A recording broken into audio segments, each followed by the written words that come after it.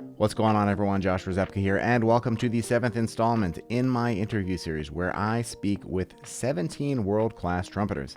In each one of these videos, you will hear me present one question, and then you hear that question answered in sequence by all 17 trumpeters. As a reminder, here's the lineup and everyone you're going to hear from in order of today's video.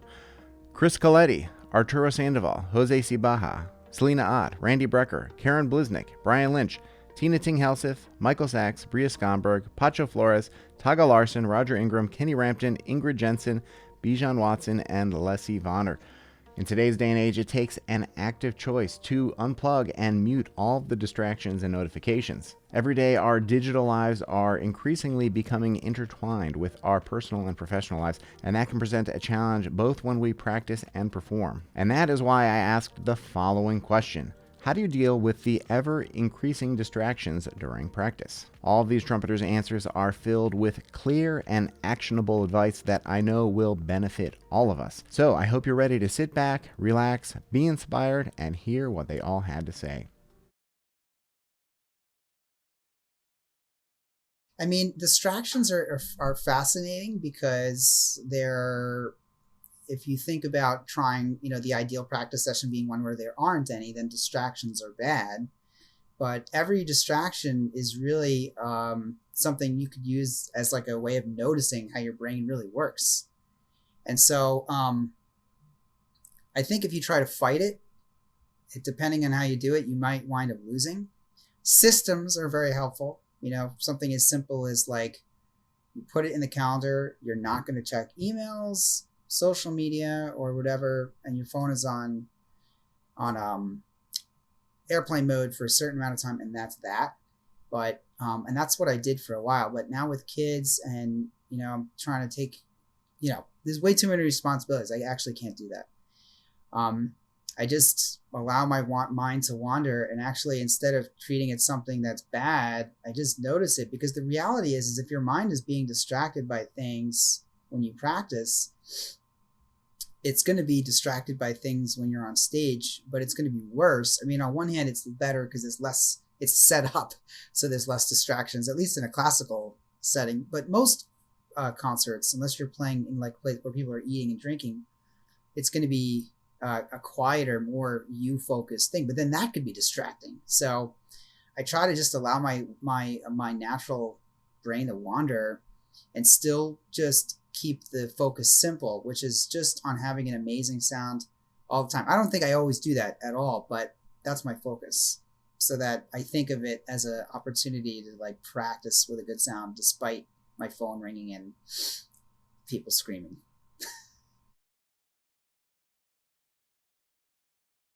That's not a good thing, because the concentration when you're practicing should be mandatory. Otherwise, your practicing time is not very productive. It's not good, because you need to pay attention. We're talking about mainly production of sound. You have to really pay attention, and you have to hear yourself with the very critical ear. And don't try to be happy with anything you do anyhow, because that doesn't help. It's better that you make your effort to sound better and to do the things correctly. And that's the way it should be, especially practicing time. You should turn off your freaking phone and forget about, lock the door, and really concentrate in what you're doing 100%. 100%. I put everything away. Yeah, I don't. And then this probably affects my relationships with people because I'll go in, in an hour and a half, and I don't answer anything. I don't care who writes, unless it's my mom calling. I don't pick up the phone, or my wife. I don't, because that's how I grew up. I'm from that era that we didn't have distractions, so I forget. It's not that lately I've been really conscious about it and put it away. but I forget, and I hate sound, meaning sounds on that distract. So my phone is always off. If I hear a notification on my phone, is vibration. I never have the sound on for the same reason. Because if I'm practicing, I don't want my phone going off. I don't want anything going off. I used to, in the old days, I used to go to the extreme of unplugging the phone when I was in my apartment. Because to me, this may sound cliche or whatever, man, but to me, I really enjoy practice time. I enjoy practicing probably as much as I enjoy performing, or even more. That's how twisted I am. But I really enjoy that part of our career, the one on one with your instrument, and the moment to be completely honest about what we do. But also, man, it's so important. It's the most important time. Forget performing, forget all of that. One on one is just true honesty that happens within yourself and your instrument. Every time you do that, you gain so much. You know, that's why fundamentals to me are so important because you're not sugarcoating anything that you do on the instrument. It's like standing naked in front of a mirror. There's no hiding. You know, and so yeah, and I truly enjoy practicing. You know, it's something that I've learned to enjoy through the years. You have so many possibilities to do whatever you want, and you have the phone and whatever. But I think the more possibilities there are, the more uninteresting they are. So for me, it is not a problem to concentrate because of my phone. I mean, I don't turn off my phone, and I'm always available because I have two horses, and when they have an injury or something, I have to be available, and this is really important for me.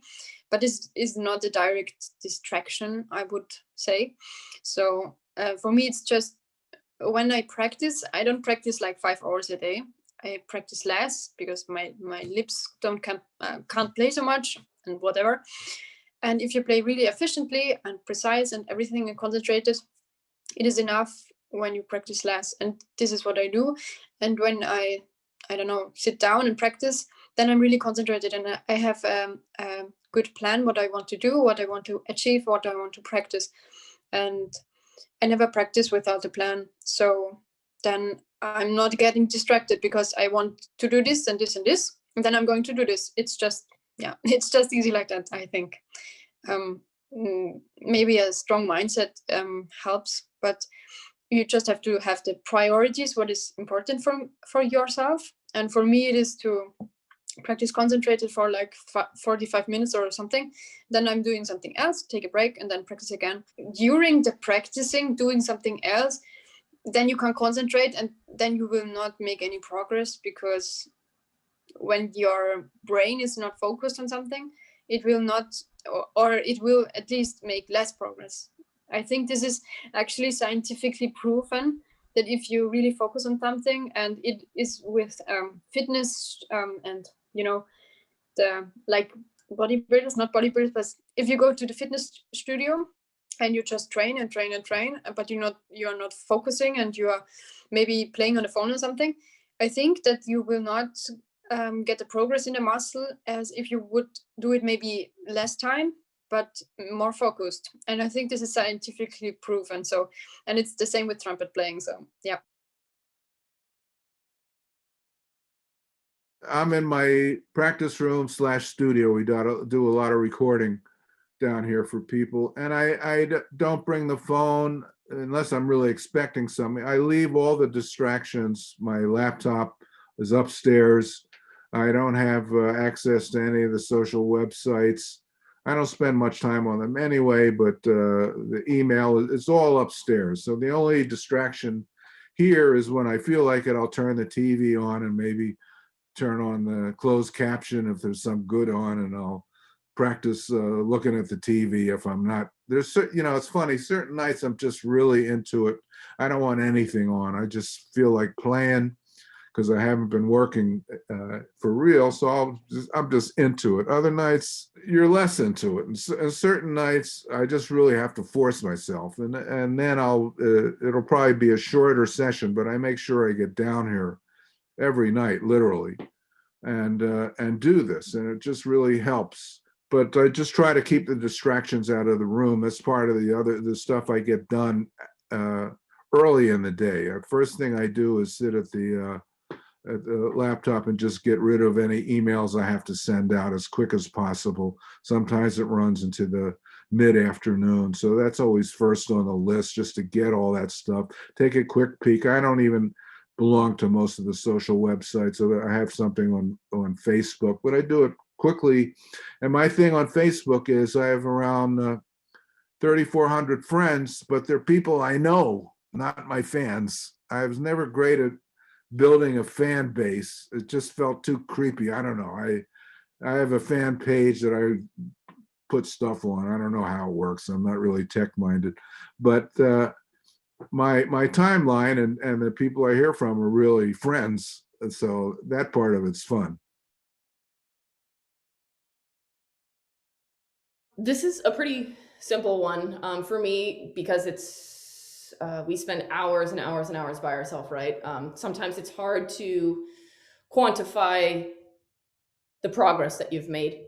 And for me, I do that by using different types of timers. And so whether or not be for the whole session, just to help keep me focused, because I might call upon that timer halfway through the session and be like, 28 minutes already went by, like how focused have I actually been? It's a slight assessment in the moment. But also there's, it's a dopamine hit. There's a reward system to completing a task. And sometimes practicing doesn't necessarily feel like completing a task, right? Because so many of us all of us, let's be real, are on this endless road of different types of improvement. And so if I say to myself, I want to practice multiple tonguing for 20 minutes today, or for example, even every day, that's the different type of work that I want to do. I want to put a high amount of focus on it. And now when I go to sit down in the orchestra, I don't have to worry about whether or not I actually put the time in. I know that I have quantifiably put the time in. And so there's that element of relief. But also I do think I can walk in and walk out with a plan when I feel like that there is a specific amount of time that I'm going to do it. That's just what's been working for me. Distractions have always been there, right? So it's just a matter of buckling down. I think that timers have always been really useful for me, right? So I've got timers all over the place, and I've been using those systems where you have the 25 minutes and then 5 minutes off and all that kind of stuff. I mean, I think if you can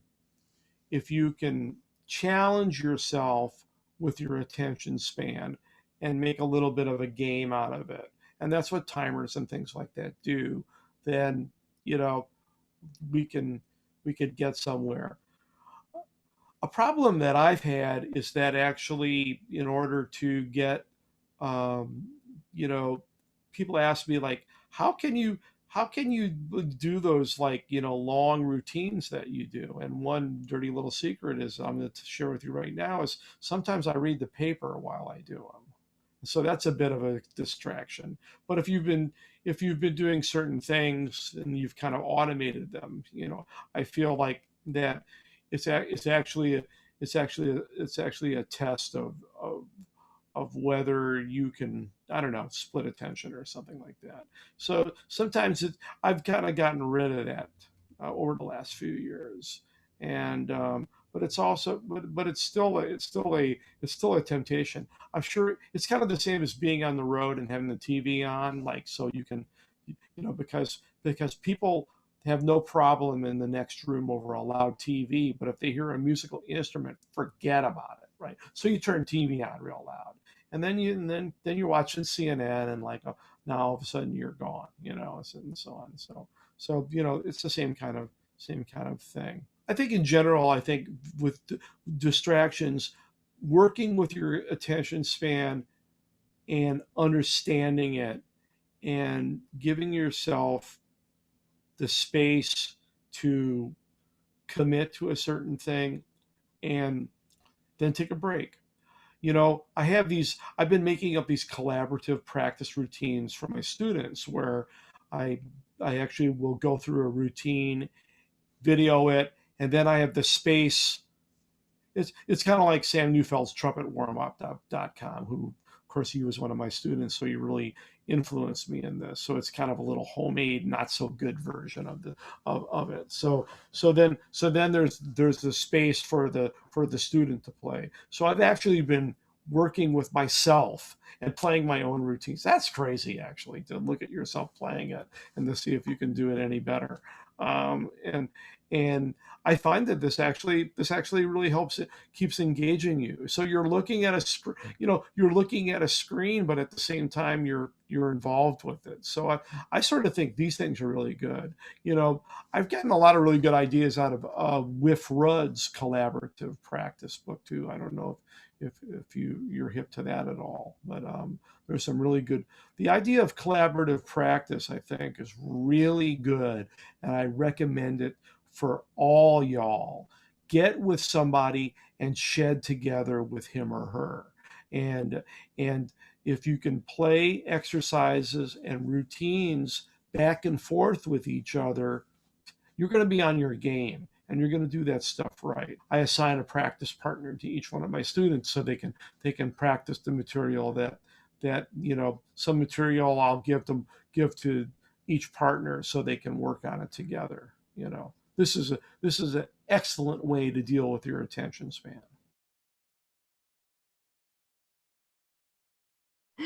Well, sometimes I need distractions when I practice. No, I mean, if you're talking about like phones and iPads and WhatsApp and Messenger and text messages and Snapchat and I don't know what, then I try when I practice to not have my phone next to me all the time. But I mean, sometimes I do. But then I check, look at it in my breaks. But then sometimes I also just need to just not think too much about the playing. I just need to focus on something different. But then I also have to practice or just like keep the lips in shape. And then sometimes I watch Netflix at the same time, or I think that's very normal actually for a lot of people. And as long as you don't do it like all the time, then it's not so bad, I think, to do it now and again, just to kind of don't overthink things. So yeah, but I try to not have my phone with me everywhere. But this is like in life, what's the first thing you do in the morning and the last thing you do before you go to bed? If the answer is Instagram and Facebook, then it's a bit terrifying. But I think it is for a lot of people, and I guess myself included sometimes. But I don't want it to be. So I'm trying, but it's hard. Yeah, they're tricking you. The algorithms and everything, they're just like messing with your head, making you addicted. So funny story. So when I was at UCLA during my undergraduate, I lived in a fraternity for all 4 years. And living in a fraternity and practicing trumpet is a unique environment. If my door was unlocked, people would come in. They'd start talking to me. Guys next door would start playing, Zeppelin tunes as loud as they possibly could to mess with me. If my window was open, people would throw things in at me. Guys are constantly distracting me. I got to a point where an atom bomb could go off and I could keep going and keep it was great training, because with all this stuff going on around me, I had to keep my focus and still get things done. Otherwise, I'd be there for 3 hours in what would normally take me an hour. And I, didn't want that to happen. So it just got me into this form of just focusing like that and making sure that, no matter what was happening around me, I was focusing on my task. I was laser focused on that. And ever since, that's kind of the acumen that I bring to everything, is just, there are always going to be distractions. There are always going to be distractions like that. There are actual distractions of knuckleheads, doing that. Or there's also the distractions of life. The older you get, the more complex your life becomes, the more things you're doing. You have a family, you have other responsibilities, you have different, hats that you wear, whether you're teaching or playing or other projects you're doing or other things outside of music, entrepreneurial things you're doing. And, organizing things and being organized is very important, that you can consolidate and be focused and be able to, when you're working on this, you're not thinking about that you can really be in the moment focused on what you're doing. And especially with trumpet playing and music, being in the music is one of the most important things. Really, it's all that it is. You have to be in the music. Once, you're practicing, you're getting all the fundamentals together, that's important, and that supports your expression. But when I'm playing, I've got to be in the music, and I practice that. You have to practice working things out, and you have to practice being in the music and being in the flow and performing that way, and giving yourself one time through something and practicing that kind of focus and that kind of mental stability and hitting your marks the way you line them up. And then when you get into the performance, there are always distractions that happen. It could be some numbnuts conductor who's doing something that's really distracting, or things can happen and it starts to veer off the track. And especially if you're principal trumpet or principal timpani, you're that kind of a voice in the orchestra, you may have to have an Alamo moment where you take your best guess and try to get everybody back on track. And you can't panic in that moment. You have to be laser focused, but you've got to be in the music to do that.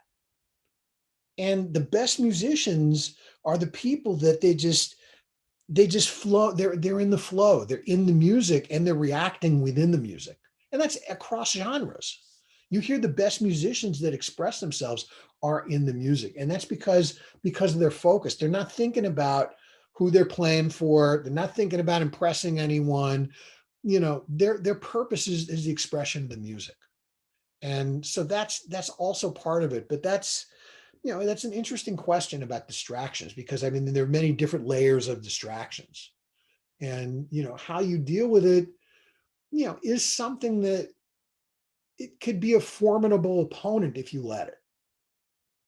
But if you keep your focus, you could stave off the negative elements of that and really stay within the music and have the most positive results. There are so many distractions throughout the day, and especially while practicing. I think a very valuable tool is airplane mode on your phone, and to practice with a plan. It might not always go the way that you expect it to, but prioritize what you want to get to first. I have a pretty good routine that on a great day is 45, 50 minutes of technical stuff.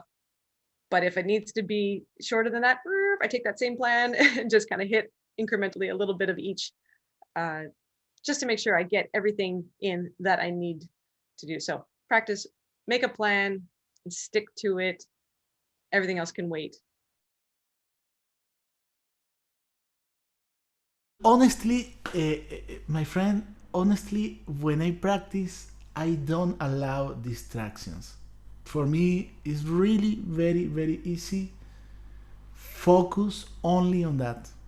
For me, I really do. And from always, when I am practicing, I put the phone in off, right? In plane mode, airplane mode, and it's enough. I do my job. And for me, it's not complicated. Really, I only do this, and because the music catches me, especially in the evenings. When I play in the evenings, it's easily for me. It's better because I can really play the music. For me, it's the most important. Yeah. Well, I think becoming more efficient for me is one of the most helpful things. Like, okay, you know, you can be distracted by stuff. You can have the TV on, whatever, but if you're really focused on it and if you have a plan, a practice agenda that you're trying to get through and making sure you get through that, it's okay to be sort of distracted by stuff, but make sure you're hitting what you want to hit, your goals for the day, for the week, for the month, and you know, making sure you're being honest about obtaining those goals. The question is, how do you deal with the ever-increasing distractions during practice? There are none. You got to realize that the way the household and everything is set up, I have arranged my life so that unless I'm doing a gig or going to the grocery store or doing some family things, my life is a constant practice studio. Sometimes I'll go for a week of just 30-minute increments with an hour and a half off in between. And I just, no matter what time of day is, I just play and I play and I play. And I get all this other stuff done too, because I have arranged my life so that I can do that. When Vicky and I moved into this house, that was a big part of it. There's that basement, it's soundproof. So now, I mean, because if you're a brass player, if you miss a day, lip goes away. You know, I mean, if you don't, you got to play, man.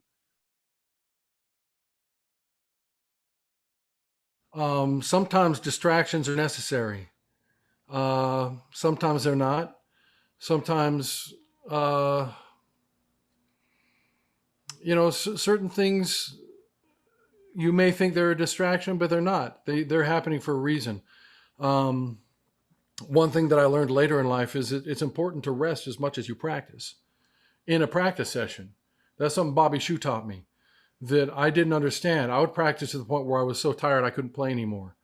And, you know, I was doing more harm than good at that point. You know, so it's important to rest as much as you practice within a practice session. So those distractions actually may be serving a purpose that you're not aware of in your realm of consciousness. So there certainly are distractions that we don't need in our lives. It's probably better to not have the television on when you're practicing so you can really focus on your sound. That's what I'm guilty of. And that's a bad distraction for me. Those are distractions I can live without, that I should probably not turn on the news and pay attention to. I should probably practice my horn, and when I take breaks within my practice session, listen to some music instead or read a book. I have a stack of like 6 books that I want to get to read. So I can use those as positive distractions from playing, but I don't know if that's necessarily distractions because that's still learning and growing. A long time ago, I don't know, maybe it was when I did The Artist's Way the first time. If people don't know that book, it's a fabulous book. It's just a journal. You write free flow and it helps you get over all your, I hate my pitch, I hate my sound. You can write it 100 times if you want, you know, or oh, but I got to go do laundry. Oh shoot, forgot to call my dad. You know, all those little things that come up, or worse, like, wow, I really hate how I play. You know, that's so I can't create a good solo. I suck. You know, or wow, you know what? I like that one thing I did. Also acknowledging the good and the bad and the ugly.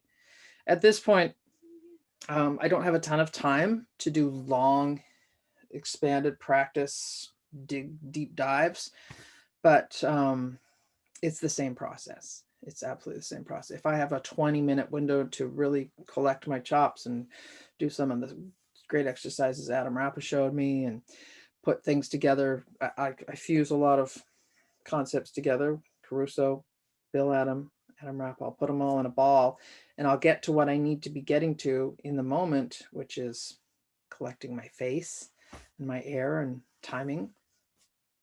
And then I'll just go with it, you know, and have fun. My own brain is my first big distraction because I have a lot on my plate, even though it's, you know, it's a slower time in a weird way. It's also very full. I'm running a music program and I have a child And that's an important thing, is to be a good mom and be a present parent. It's really important to me. Before that time, when I had a child, it was much easier to just go and shed for 1, 2, 3 hours, go play sessions and do all these things that I could do freely. And at the same time, while shedding and practicing for those gigs or sessions, whatever it was, there was always this little, these noisy chattering lines coming through my head.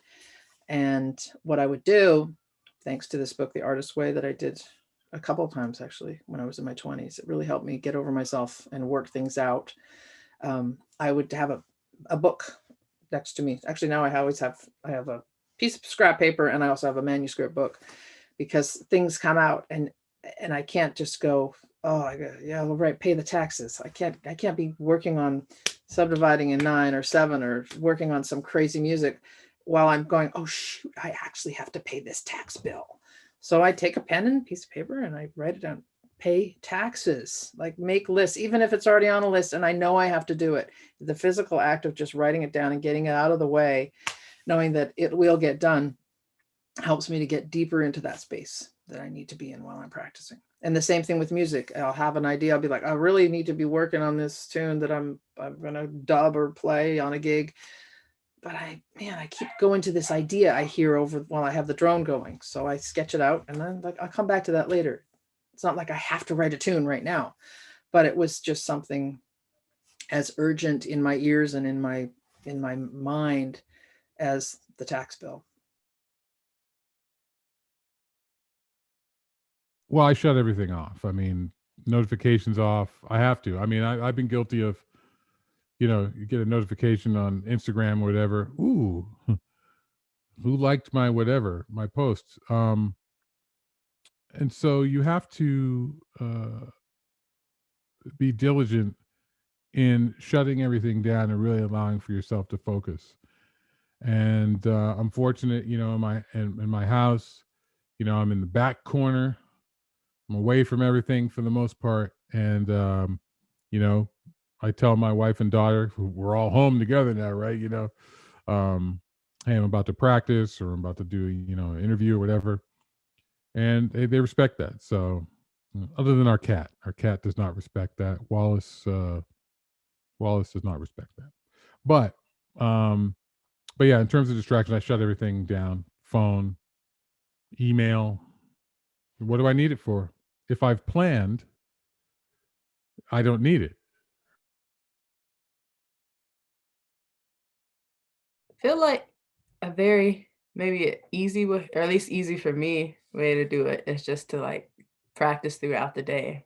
So it's like usually I try not to start before 10 and then I try not to go after 9 or 10 or whatever. Coming up, I used to try to practice like all in a row, like people people being like, oh, you have to practice for 5 hours, 6 hours a day. And that used to my mind that it was kind of crazy that we used to think that actually meant like sit there in a room and like practice, because who has the time, one, and then also who has the chops to just be going at it for 7 hours. So at the beginning, whenever I start, do long tones, and then I don't know, lip slur, etude, then whatever, take a break, eat lunch, and then come back, and then like whatever music I might be working on for gigs or like an etude I need to make sure I know before like I have to start teaching it to a kid or whatever, then I'll come back and do that. And depending on how much like music I have to learn or work on, like that particular section could be long, or I just work on one piece, like take a break and then do another. So like chopping it up and like taking breaks has been a system that's worked for me. Wow, there is a lot there. So much amazing advice. If you've been enjoying this video, let me know in the comments below. And while you're at it, why don't you hit that like and sub? It really makes a big difference. Now, I'm really interested to know what you responded to. What piece of advice did you hear that really resonated with you? Let me know down below. Personally, there were a couple pieces of advice that kept being mentioned that I really loved and that I really resonated with. The first one being having a clear plan. Making sure that you go into your practice session with a very clear idea of what you're trying to accomplish. That way you're not letting any distractions enter because you are hyper-focused on what needs to get done. And the second one, this is a simple one, airplane mode. Putting your phone on airplane mode. It is so easy to be distracted by a notification, by something popping up. And, that is going to take us out of the zone. It's going to take us out of the element. So, taking that extra step, putting it on airplane mode. And the third thing that I really loved was not thinking about every distraction as being bad. You heard a couple of the musicians say, wait, well, sometimes I need a distraction, or sometimes distractions can be helpful because they teach us about how our brain works. Or, we may get distracted in a performance and we need to learn how to deal with it. So recognizing the distraction and then learning how to deal with it. And then also just the idea that, sometimes we need those distractions because we need to take a break. Our chops, we need to rest as much as we play. And I love that. And that's something that I really, have as a core belief with my practice. So I really loved that point. Now, today we heard advice for practicing more effectively with less distraction. And on that theme of practice, I thought it was really important to ask everyone the following question. What do you think is the most widely neglected area of practice or preparation? Yeah, you're not going to want to miss that video. Some incredible insight coming up in the next installment of this interview series. All right, that's all I've got for you today. I hope you enjoyed this video. I want to thank you for watching, and I will see you in the next one.